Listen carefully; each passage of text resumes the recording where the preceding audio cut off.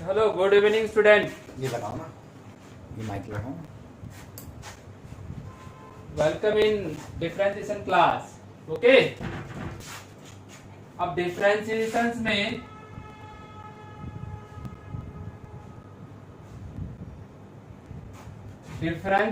में क्या होता है। डिफरेंशिएशंस में देखे होगे कि बहुत बड़े बड़े क्वेश्चंस फर्स्ट एक्सरसाइज के अंदर भी थे और इतने ज्यादा एग्जांपल यहाँ पे दिया हुआ है कि आपको मतलब एक ही एक्सरसाइज को पढ़ने के लिए 10 दिन 12 दिन लग गए। ठीक है, तो वो अगर वैसा नहीं करते तो आपका डिफरेंशिएशन परफेक्ट नहीं होता। तो डिफरेंशिएशन को परफेक्ट करने के लिए हमने एक्सरसाइज नंबर 1 को इतने दिन लिए, अभी भी 1.1 का क्वेश्चन नंबर 8 बाकी है। तो क्वेश्चन नंबर 8 में क्या बोला है, ये बुक यूज कर रहे होगे ना आप सब लोग। अरे ये बुक कर रहे हो कि नहीं कर रहे हो, यही तो बुक है तुम्हारी। Select the appropriate hint from the hint basket. एक हिंट बास्केट दिया हुआ है, यहाँ पे देखो, दिख रहा है आपको। ये देखो यहाँ पे कुछ हिंट लिखी हुई है, मतलब आंसर दिया है। हिंट का मतलब आंसर दिया हुआ है, तो ये आंसर देख के आपको फिल करना है। ओके, तो अब यहाँ पे देखो क्या क्या दिया हुआ है। Select the appropriate hint from the hint basket and fill up the blank spaces in the following paragraph. Okay, इस प्रकार से हमको यहाँ पे फिल अप करना है। तो सबसे पहले देख लेते कि एफ ऑफ एक्स क्या दिया हुआ है, x square plus 5। F of x क्या दिया हुआ है, एक्स स्क्वायर प्लस 5। और जी ऑफ एक्स क्या दिया हुआ है, e to the power x plus 3। ये आपको f ऑफ x और g ऑफ x गिवन है ना। ये फर्स्ट टाइम ही हुआ, ये न्यू टेक्स्ट बुक में इस टाइप के क्वेश्चन पहली बार ही उसने पुटअप किया हुआ है। एकदम बढ़िया लेवल का है, आंसर दिया है पर आपको एक्सप्लेनेशन समझना है। हिंट बास्केट के अंदर में आंसर लिखे हुए है, आपको वहां से सेलेक्ट करना है। ओके, इसके बाद देखते हैं ना।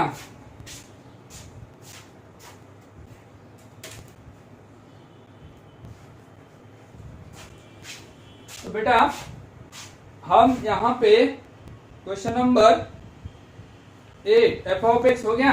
आपको पूछा क्या है, फर्स्ट देखो f of ji of x.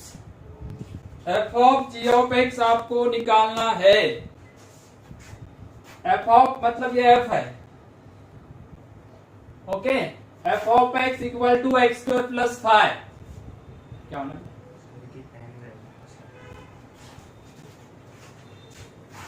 F of x equal to x square plus 5, then f of ji of x. तो f of ji of x क्या आता है देखते हैं यहाँ पे। हाँ देखो, यहाँ x था तो यहाँ एक्स स्क्वायर है, मतलब यहाँ जो ब्रैकेट में लिखा हुआ है, इस ब्रैकेट को देख लो। जैसे आप इस ब्रैकेट को देख लो, इसके अंदर चेंज कर दिया है ना, चेंज कर दिया सिर्फ उसके जैसा ये पूरा पर्सन है ना। जैसे रहते हैं ना कोई कोई बड़े बड़े पर्सन, सिर्फ उनके जो मतलब कॉस्ट्यूम चेंज कर दो, उनके कपड़े चेंज कर दो। ये देखो मैं एक्स पहना तो एक्स स्क्वायर है, जब उसने एक्स के जगह क्या पहन लिया, अभी जी ऑफ एक्स पहन लिया ना, तो जी ऑफ एक्स उसको पहना।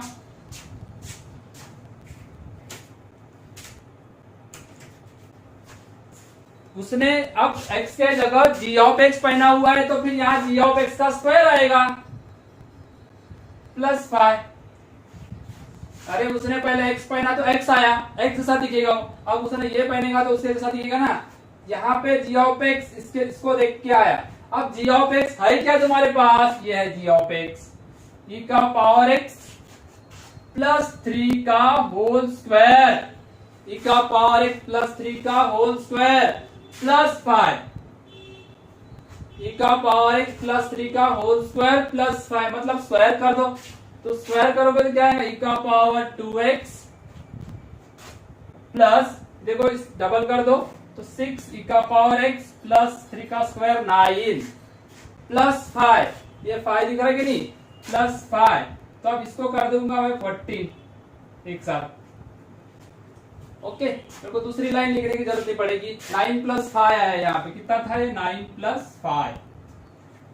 ओके बेटा, देखो क्या दिक्कत आई, पहले उसने x पहना था तो x दिख रहा था, अब उसने क्या पहन लिया, जी ऑफ x। तो जो पहनेगा वो दिखेगा ना। इस टाइप से आ गया। ठीक है, अब मेरे को यहाँ पे देख लो, अब दूसरा एफ ऑफ एक्स, अब आपके पास वो आंसर है क्या? मतलब ये नहीं लिखना है, ये तो सिर्फ समझाने के लिए लिख दिया था मैंने 9 + 5, वो नहीं लिखना है। अब यहाँ पे देखो तुम्हारे हिंट बास्केट के अंदर जाओ, ब्रैकेट के अंदर जाओ, तो आपको वहां पे ये दिख रहा है क्या? 2e⁻²x 6e⁻x + 14 है ना वहां पे? हाँ, तो उसको अंडरलाइन कर दो और यहाँ लिख दो। आपको उस ब्रैकेट में आंसर लिखा हुआ है, उसको देख के आपको उस आंसर को यहाँ पे लाना है।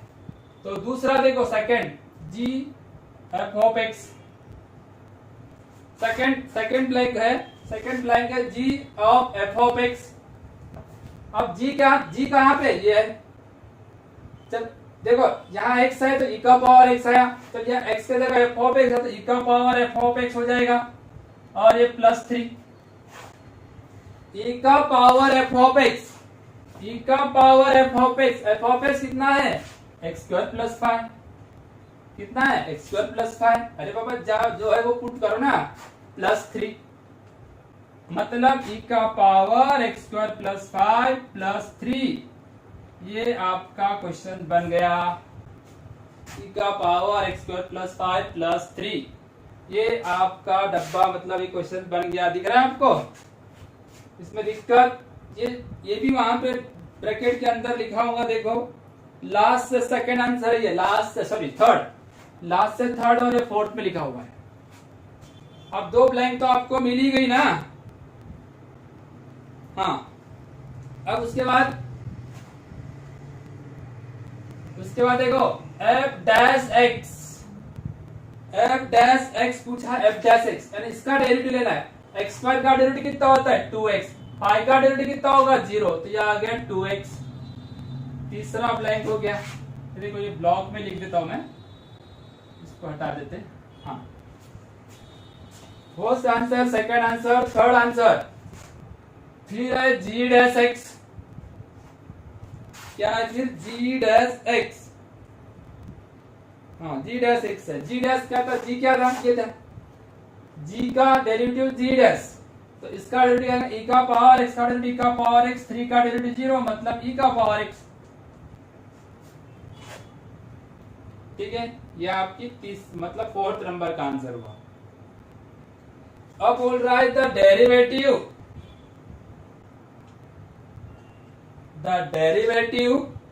Of f of g of x with respect to x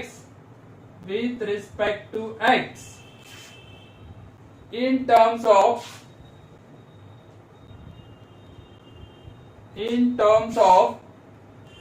f and g is, अभी क्या देखो, the derivative of f of g of x with respect to x in terms of f and g, मतलब आपको इसकी derivative लेना है f और g के फॉर्म में, है ना? तो यहाँ पे जो लिखा था क्या आएगा? इसकी f of g of x is, चलो इधर अच्छा नहीं दिख रहा तो नीचे लिख देते हैं, in terms of f and g is, तो डेरिवेटिव कैसे लेते?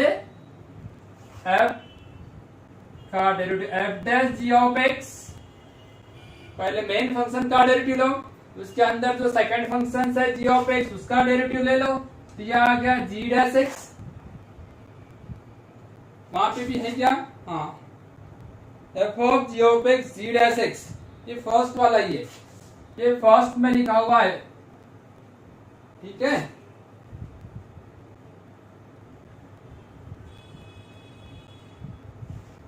चलो उतार लो फटाफट।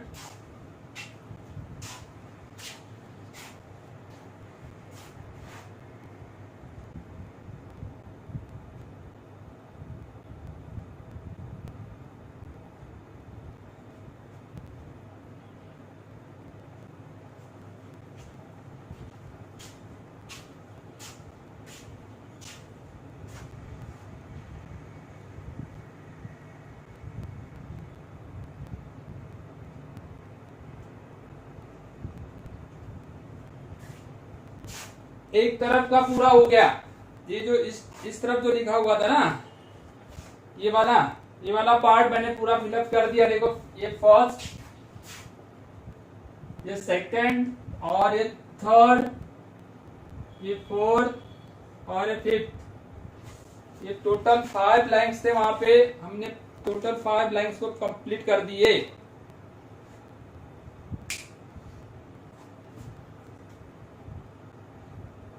चलो लिख लो फटाफट।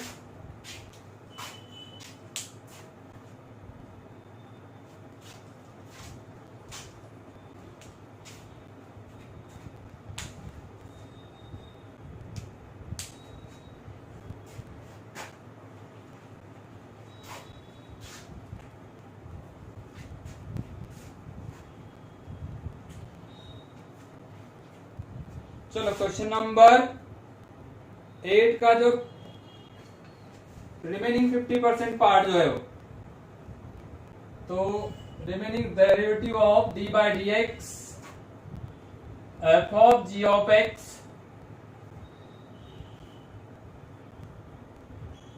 Derivative of F of ji of X at X equal to 0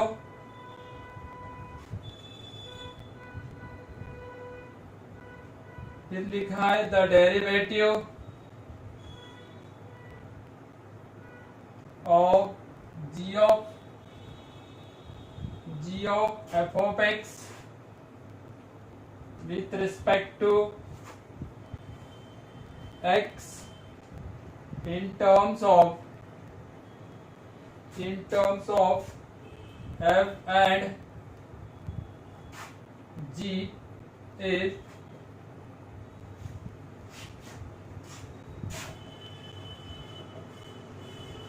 okay पूरा ब्लैंक लिख देता हूं इस बार। therefore derivative of g of f of x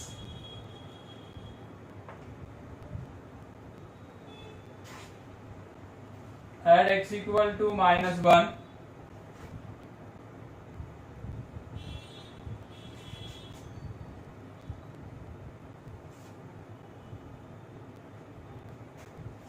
and derivative of g of f of x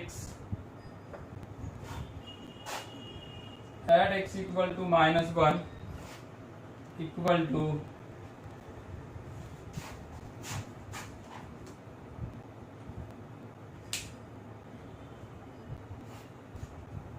हाँ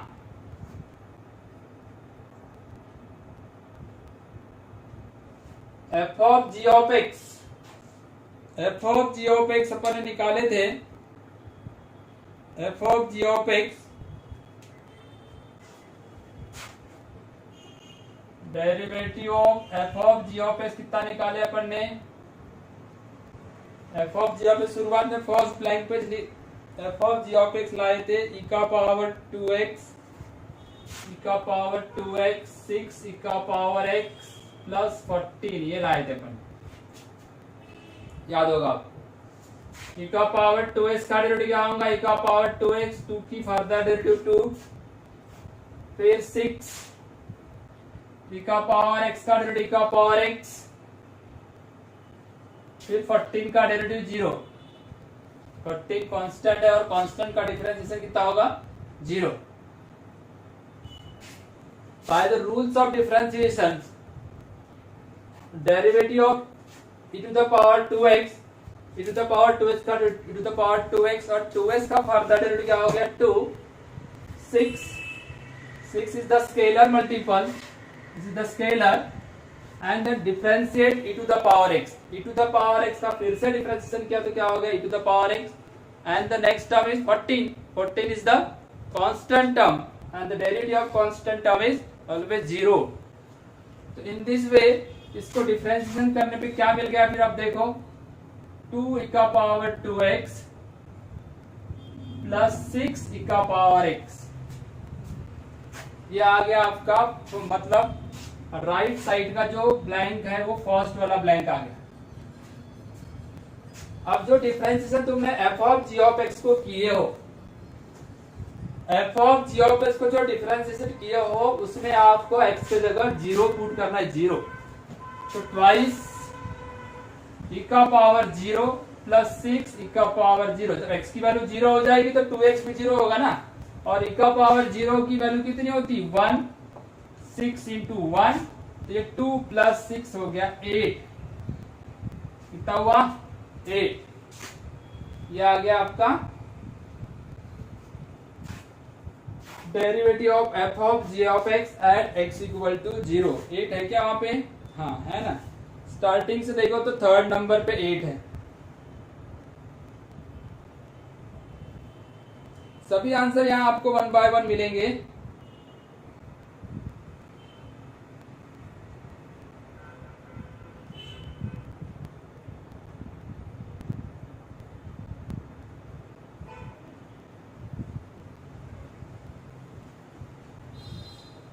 चलो उसके बाद क्या बोल रहा है, derivative of ji of F of X.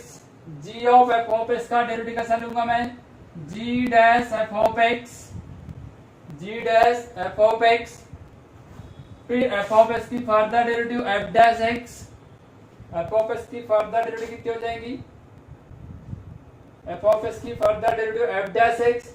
अब g of F of x, g of F of x का डेरिवेटिव यहाँ पे पढ़ने लिए तो नहीं, पर इसके पहले डेरिवेटिव ऑफ ई का पावर, ई का power x square plus 5 plus 3।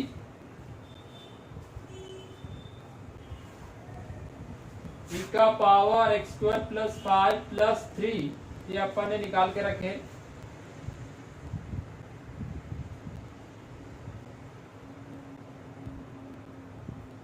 इसका डेरिवेटिव क्या आ जाएगा फिर, e का पावर एक्स स्क्वायर प्लस 5, इसकी फर्दर डेरिवेटिव कितना हो जाएंगी 2x, 5 की डेरिवेटिव 0 और 3 का डेरिवेटिव 0। अब x के जगह 1 पुट कर दो,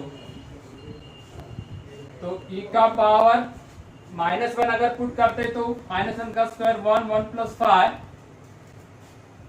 2 इंटू -1 मीन्स ये हो जाएगा e का power 6 into -2 means -2 into the power 6, -2 into the power 6। ये भी आपके जो ब्रैकेट लिखे हुए जो उसमें ये वाला भी आंसर लिखा हुआ मिलेगा, ठीक है।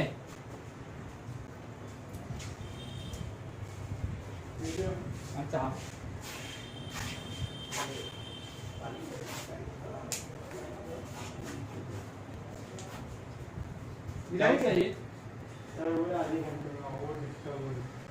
पढ़ाई कर, हाँ आप ही बात में।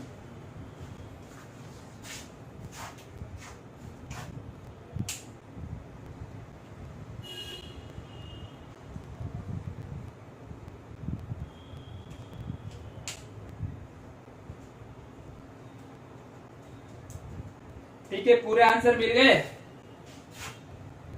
चलो ठीक है, इसके बाद हम देखते हैं geometrical meaning of derivative next.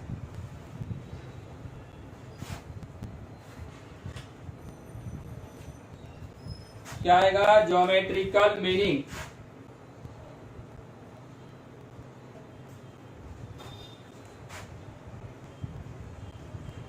Geometrical meaning of derivative.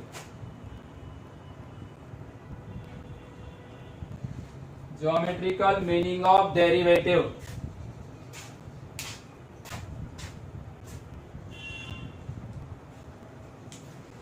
देखो बेटा, फर्स्ट लेक्चर में मैंने इसका टोटल डिस्क्रिप्शन दिया हुआ है, पर बुक में थोड़ा सा कर दे, शुरुआत में देने के बजाय उसने बाद में लिखा हुआ है ज्योमेट्रिकल मीनिंग क्या होता है। ज्योमेट्रिकल मीनिंग है इसके सिंपल लैंग्वेज में हमने सबसे पहले बताया कि डिफरेंशिएशन डेरिवेटिव यानी होता है स्लोप। ओके, फिजिक्स में भी शायद डिफरेंशिएशन बार बार आया है और बार बार एक्सप्लेनेशन इसके ऊपर जाते गए, पर बुक में इसने क्या कर दिया, बीच में इसका ज्योमेट्रिकल मीनिंग ऑफ डेरिवेटिव लिखा हुआ। अब आपने 10th स्टैंडर्ड में देखे होंगे कि अगर कोई कर्व है या कोई लाइन है, ओके, कॉन्स्टेंटली अगर मान लो बढ़ रही, इंक्रीज हो रही या डिक्रीज हो रही, तो स्लोप आसानी से निकाला जा सकता है। ओके, अगर एक कर्व देख लो, ये कर्व है, इस कर्व पे मैंने मान लो 2 पॉइंट ले लिया, यहाँ एक पॉइंट ले लिया और यहाँ एक पॉइंट ले लिया। ओके, यहाँ पे ले लिया, इधर ध्यान दो, ये दोनों पॉइंट जो दिख रहे हैं आपको, यहाँ पे ए और यहाँ पे ए प्लस है। अब ये 2 पॉइंट, एक पॉइंट और एक पॉइंट, इनको मैंने ज्वाइन कर दिया, इसका नाम दिया ए और इसका नाम दे दिया बी। अब ये कॉर्ड है, अब बी का अगर ये कर्व है y equal to F of x की वैल्यू ये है, तो इसका कोऑर्डिनेट क्या बना, फिर a का कोऑर्डिनेट बन गया a एफ ऑफ a। अगर मैं दोनों पॉइंट का अगर स्लोप निकालता हूं तो वही 10th वाला फॉर्मूला हो जाएगा, y2 minus y1 upon x2 y2 minus y1 upon x2 minus x1। ये क्या था, स्लोप ऑफ कॉर्ड बोलो, अगर ये लाइन करते तो सेकेंड हो जाएगी, या फिर फिलहाल में कॉर्ड ए बी लिख देता हूं, या सेकेंड ए बी भी लिख सकता हूं। ये बन गया आपका f of a plus h, ये y2 होगा ना, और ये y1 minus f of a divide by a plus h minus a. थोड़ा मैंने ये दोनों पॉइंट को इतने पास में लाया, इतने पास में, मतलब H tends to tangent, slope of tangent. Okay, ये स्लोप ऑफ टेंजेंट हो गया एट पॉइंट ए पे, यहाँ ए पे टेंजेंट है, x की वैल्यू a थी। अब ये देखो, अगर ये इनके बीच का डिफरेंस बहुत छोटा हो गया तो छोटा तो 0 जैसा 0/0 आएगा, तो इसका लिमिट एग्जिस्ट होना चाहिए, इसलिए लिमिट h अप्रोच टू 0 लगाएगा। अगर ये एग्जिस्ट है, ऐसा अगर एग्जिस्ट है, तो इसी को तो डिफरेंशिएशन बोला गया है, इसी को तो डेरिवेटिव बोला गया है। This is the meaning of geometrical meaning.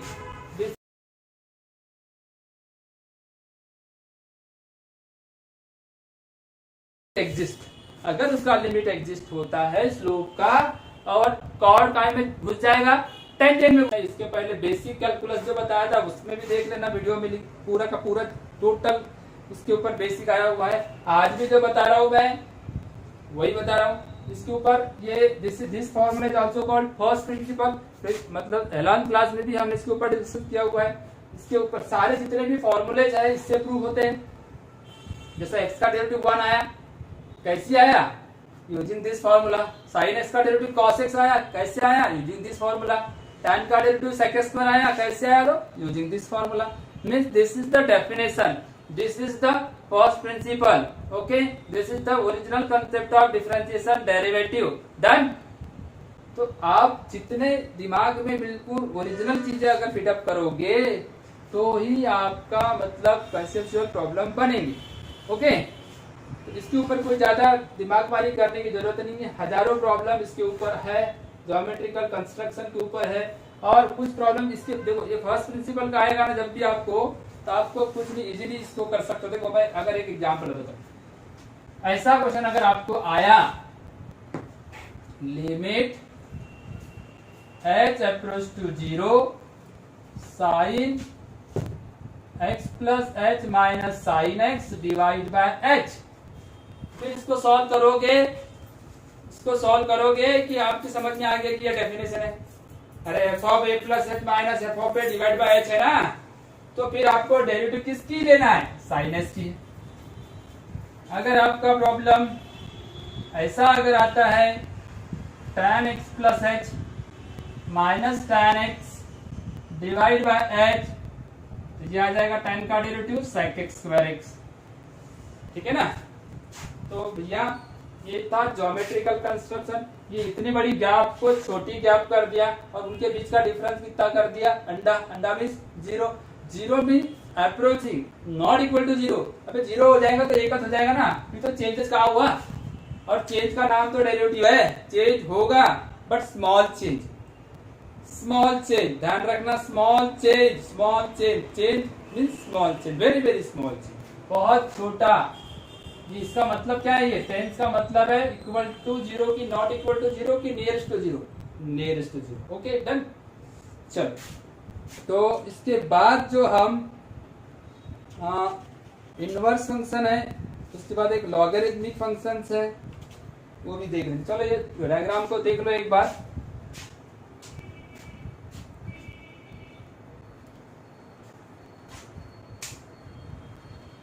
इसके ऊपर कोई प्रॉब्लम तो है नहीं, फिर हम नेक्स्ट क्लास में नेक्स्ट एक्सरसाइज स्टार्ट करेंगे। ठीक है, ओके बेटा, फिर मिलेंगे नेक्स्ट क्लास में। बाय।